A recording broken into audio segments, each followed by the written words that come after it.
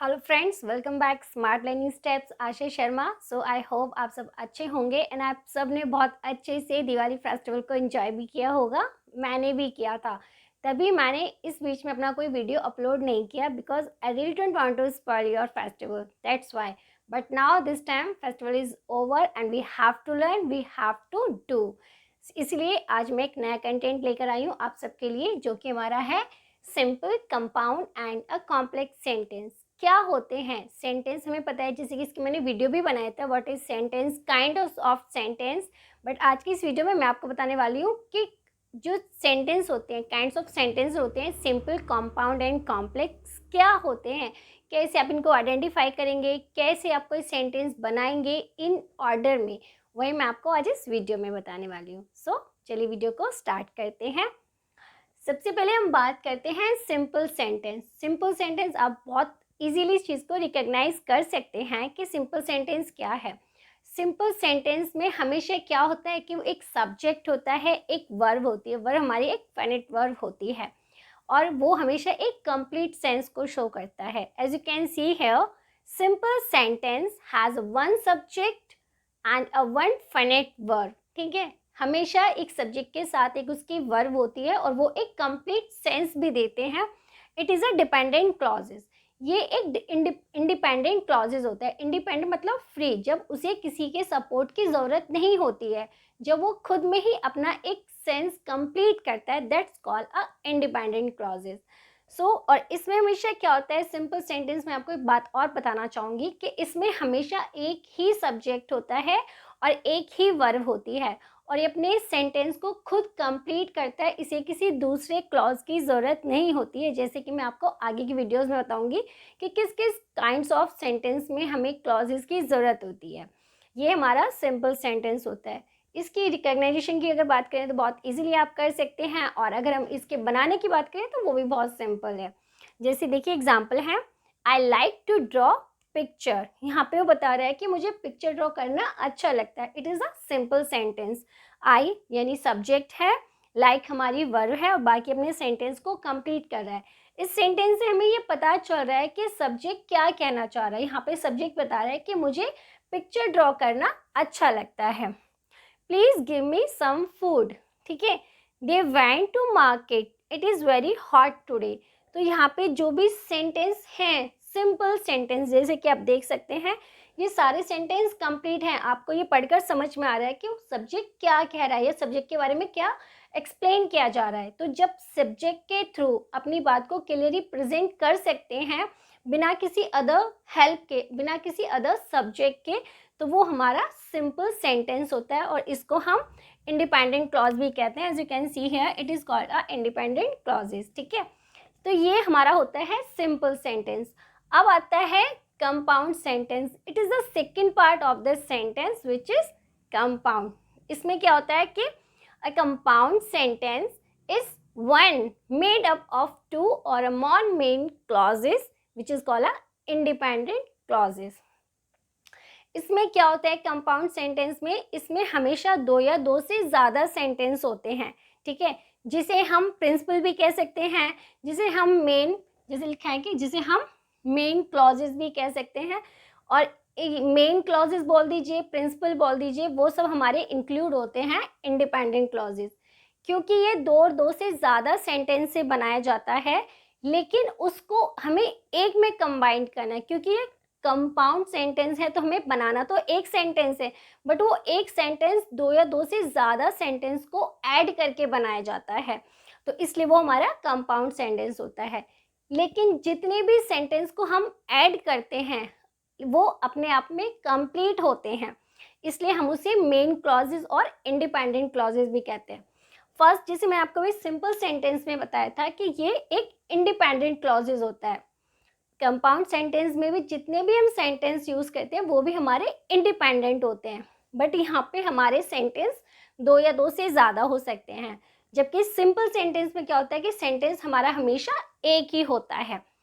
अब क्योंकि इसमें सेंटेंस आपके एक एक से तो डेफिनेटली ज़्यादा होंगे, क्योंकि हमें कंबाइंड वाला काम करना है, तो इसमें दो या दो से ज़्यादा भी सेंटेंसेस होंगे, लेकिन उनको जॉइंट करना है।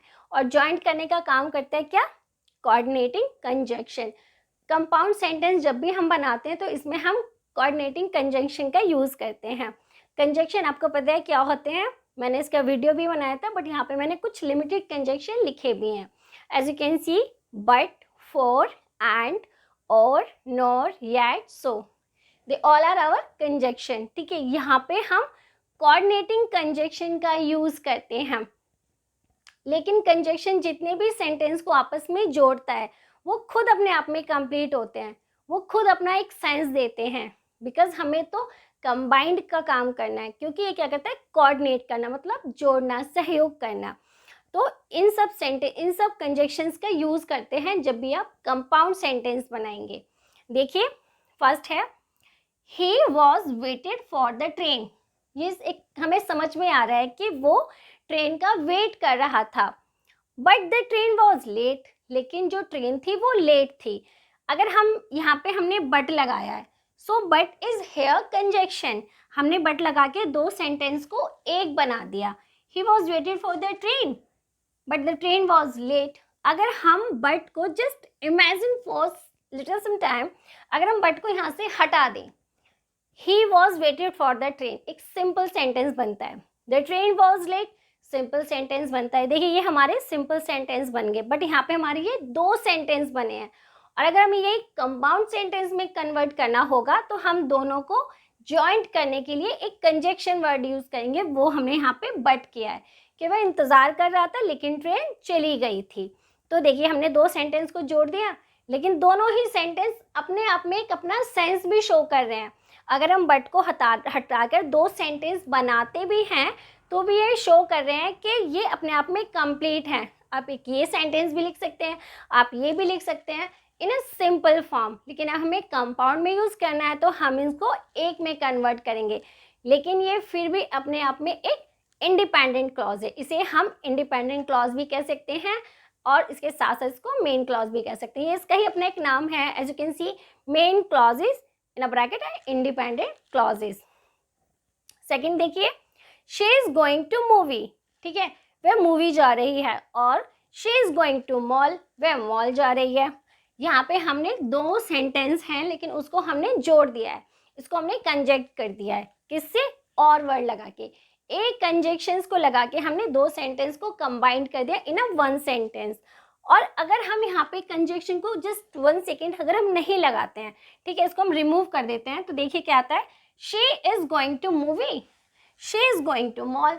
दो सेंटेंस बनते हैं ना, बट दो सेंटेंस बनते हैं ये सिंपल सेंटेंस में। सिंपल में एक ही सब्जेक्ट होता है और कंपाउंड में आपका सब्जेक्ट दो भी हो सकता है, तीन भी हो सकते हैं, वर्ब आपकी दो हो सकती है, तीन हो सकती है, इसमें सेंटेंस हमारे बढ़ जाते हैं। लेकिन हमें कंबाइंड करना होता है, एक बनाना होता है। और हम जब कंपाउंड सेंटेंस बनाते हैं तो वहाँ पे हमेशा हम कोऑर्डिनेटिंग कंजंक्शन का यूज़ करते हैं। कंजंक्शन हमारी ये होती है, इससे भी और ज़्यादा होती है, बट यहाँ पे मैंने कुछ लिमिटेड ही लिखी हैं। He is likes to fish, ठीक है, उसको फिश पसंद है। And he is going to fishing on Friday, वह फ्राइडे फिशिंग करने जा रहा है। एंड हमारा यहाँ पे कंजक्शन है। देखिए, एंड लगा के हमने दो सेंटेंस को एक बना दिया। कंपाउंड में हमेशा यही होता है कि कंपाउंड में हम हमेशा दो या दो से ज़्यादा सेंटेंस को ऐड करके एक सेंटेंस में कन्वर्ट कर देते हैं। He is like to fish, ये भी एक सेंटेंस है, अपने आप में कंप्लीट है, इसे किसी दूसरे सेंटेंस की ज़रूरत नहीं है। He is going to fishing on Friday, कि वह फ्राइडे को फिशिंग करने जा रहा है, ये भी अपने आप में कंप्लीट सेंस दे रहा है, because here is a subject as well as the verb. और जब भी सब्जेक्ट और वर्ब होता है तो वो अपने सेंटेंस को कंप्लीट एक सेंस देता है और वो डिपेंड नहीं होता है किसी पे। लेकिन हम तो ऑलरेडी इंडिपेंडेंट सेंटेंस को जोड़ रहे हैं, और जब भी हम टू क्लॉजेज जो कि मेन क्लॉजेज होती हैं, इंडिपेंडेंट क्लॉजेज होती हैं, तो उसको हम जोड़ने के लिए क्या यूज़ करते हैं? कंजक्शन का यूज़ करते हैं। और कंजक्शन हमारी होती है कोऑर्डिनेटिंग कंजक्शन। तो ये होता है एक प्रोसेस जब भी आप कंपाउंड सेंटेंस बनाते हैं और उसको जोड़ने के लिए आपको कंजक्शन वर्ड का यूज़ करना होता है। आई होप आपको अच्छे से समझ में आ गया होगा। अब हम बात करते हैं third types of sentence which is our complex sentence. सबसे पहले आप समझिए कि कॉम्प्लेक्स सेंटेंस होता क्या है। A complex sentence consist of one main verb and one और मोर सबऑर्डिनेटिंग क्लॉजिंग। ब्रैकेट में आप देखो मैंने डिपेंडेंट भी लिखा है। अब इसमें क्या बोला है, इसमें कहा है कि वन मेन वर्ब होगी और वन या वन से भी ज़्यादा आपके सब ऑर्डिनेटिंग क्लॉजेज होंगे। सब ऑर्डिनेटिंग क्लॉजिंग होता है डिपेंडेंट, ठीक है, जब वो किसी पे डिपेंड होती है। कोऑर्डिनेटिंग का मतलब होता है कि जब वो मतलब कोऑर्डिनेट तो कहती है लेकिन मेन क्लॉज के साथ साथ वो फ्री होती है। इसमें कितने भी आपके मेन क्लॉजेज हो वो अपने आप में कंप्लीट होती हैं। लेकिन कॉम्प्लेक्स सेंटेंस में क्या होता है कि इसमें हमेशा आपका एक क्लॉज तो इंडिपेंडेंट होगा और उसके बाद आपके जितने भी क्लॉजेज होंगे वो आपके सब ऑर्डिनेटिंग होंगे, यानी कि वो डिपेंड होंगे। मैं आपको एग्जांपल करके बताती हूँ। सबसे पहली बात होती है कि जैसे इसमें हमारे होते हैं कोऑर्डिनेटिंग कंजक्शन, ये होते हैं। ऐसी हम जब कॉम्प्लेक्स सेंटेंस बनाते हैं तो उसमें हम सब ऑर्डिनेटिंग कंजक्शन का यूज़ करते हैं, जैसे after, because, when, while, since, until, whenever.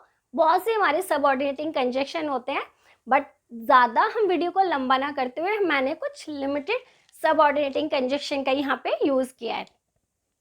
और जब भी आप कॉम्प्लेक्स सेंटेंस बनाते हैं तो हमेशा सब ऑर्डिनेटिंग कंजक्शन को सेंटेंस स्टार्ट करने से पहले सबसे पहले लिखते हैं। कंपाउंड में क्या करते हैं कि बीच में लिखते हैं। जैसे आप देख सकते हो यहाँ पे मैंने लिखा है बट और एंड, ये बीच में आ रहा है। लेकिन जब हम कॉम्प्लेक्स सेंटेंस बनाते हैं तो हमेशा हमारा सब ऑर्डिनेटिंग कंजक्शन स्टार्टिंग होता है, उसी से ही हमारा सेंटेंस स्टार्ट होता है।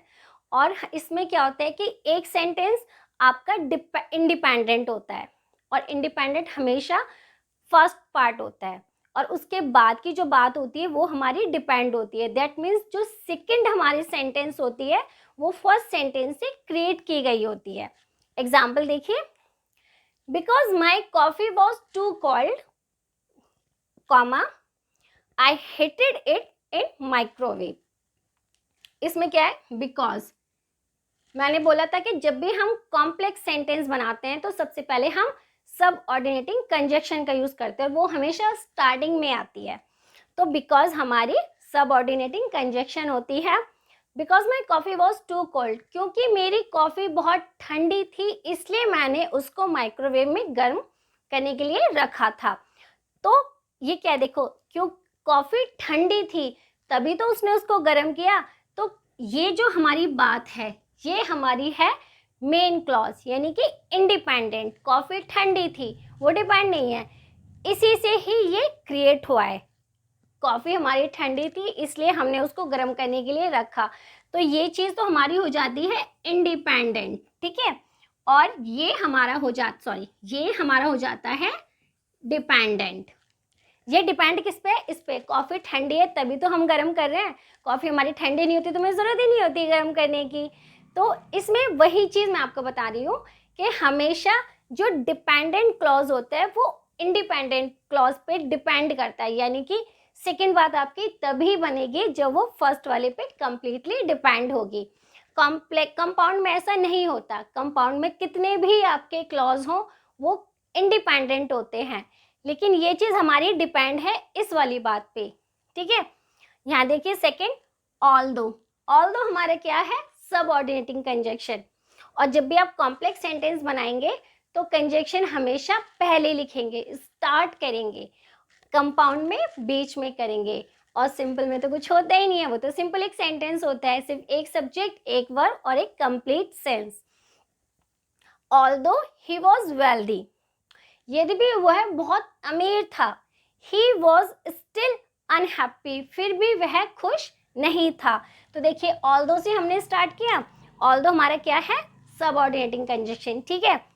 वह, उसके पास बहुत पैसा था लेकिन फिर भी वह खुश नहीं था।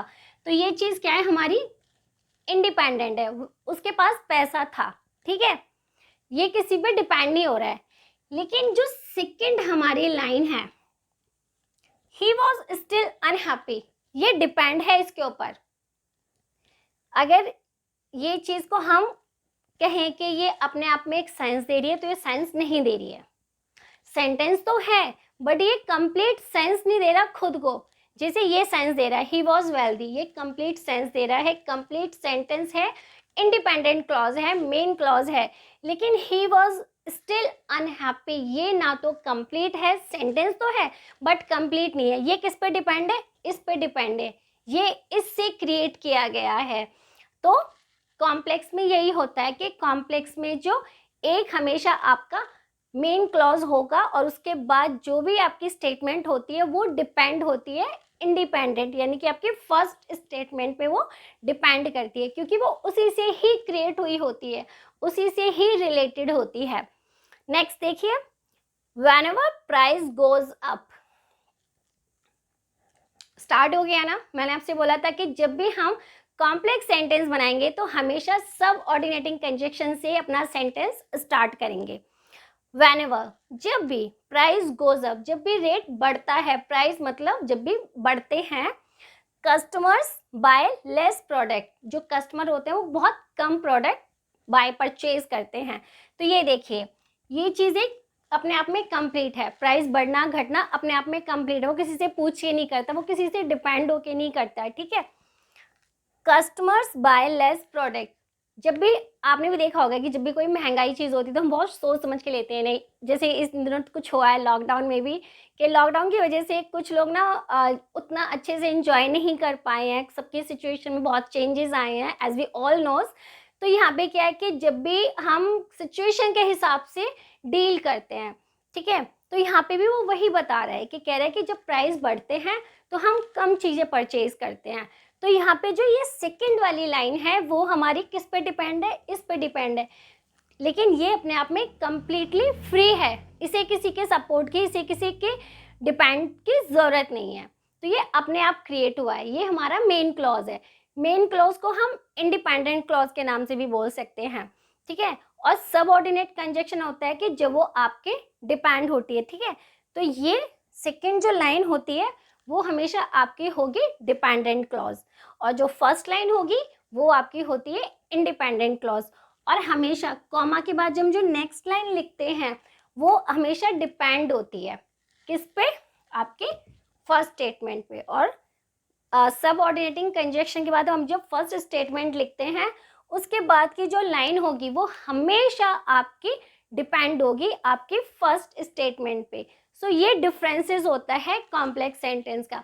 एक डिफरेंस और होता है, बहुत कॉमन सा है, प्लीज़ ध्यान दीजिएगा। कंपाउंड सेंटेंस में क्या होता है कि आप कोऑर्डिनेटिंग कंजक्शन का यूज़ करते हैं और हमेशा दो सेंटेंस के बीच में करते हैं, बट दोनों ही सेंटेंस अपने आप में कंप्लीट सेंस रखते हैं, इन्हें किसी की ज़रूरत नहीं होती। लेकिन कॉम्प्लेक्स सेंटेंस में क्या होता है कि हम सब ऑर्डिनेटिंग कंजक्शन का यूज़ करते हैं, हमेशा स्टार्टिंग में यूज़ करते हैं, और फर्स्ट सेंटेंस हमारा इंडिपेंडेंट होता है, ये किसी का सपोर्ट नहीं मांगता। लेकिन जब आप अपनी फर्स्ट स्टेटमेंट लिखते हैं और उसके बाद आप कॉमा लगाते, देखिए मैंने सब में कॉमा लगाया है, ठीक है। कॉमा के बाद जो आगे की लाइन आप बोलोगे वो हमेशा आपके इस पे डिपेंड है। कॉम्प्लेक्स डिपेंड और इंडिपेंडेंट दोनों क्लॉजेस से बनता है, कंपाउंड सिर्फ इंडिपेंडेंट क्लॉजेस से बनता है, बस वो उसको हमें जॉइंट करने का काम करना होता है, और जॉइंट कौन करती है? हमारी कंजक्शन, ठीक है। और सिंपल सेंटेंस तो सिंपल होता है, ठीक है। He was lazy, she was going, I am writing, simple है, जिसमें सिर्फ वन सब्जेक्ट हो, वन वर्ब हो, वर्ब आपकी फेनेटिव हो, तो वो आपका सिंपल सब्जेक्ट होता है। सो आई होप आपको बहुत अच्छे से समझ में आ गया होगा कि simple, compound and complex sentence क्या होते हैं। और अगर आपको अभी भी कोई डाउट है या कोई चीज़ आपको समझ में नहीं आई है तो प्लीज़ आप अपने व्यूज़ कमेंट सेक्शन में ज़रूर लिख कर मुझे बताइए, जिससे कि मैं आपकी क्वेरीज़ को या आपके डाउट्स को क्लियर कर सकूं। और अगर आपको आज के वीडियो पसंद आया है तो प्लीज़ आप मेरी वीडियो को ज़्यादा से ज़्यादा लाइक करें, शेयर करें। अगर आप फर्स्ट टाइम मेरा ये वीडियो देख रहे हैं, मेरी चैनल पे फर्स्ट टाइम विजिट कर रहे हैं, तो मेरी चैनल को सब्सक्राइब करना मत भूलिएगा। और जिन्होंने मेरी चैनल को सब्सक्राइब किया हुआ है वो प्लीज़ मेरे काम को ऐसे ही पसंद करें और मेरी वीडियोज़ को शेयर करें, लाइक करें। Thank you so much for watching my complete video and have a good day to all of you.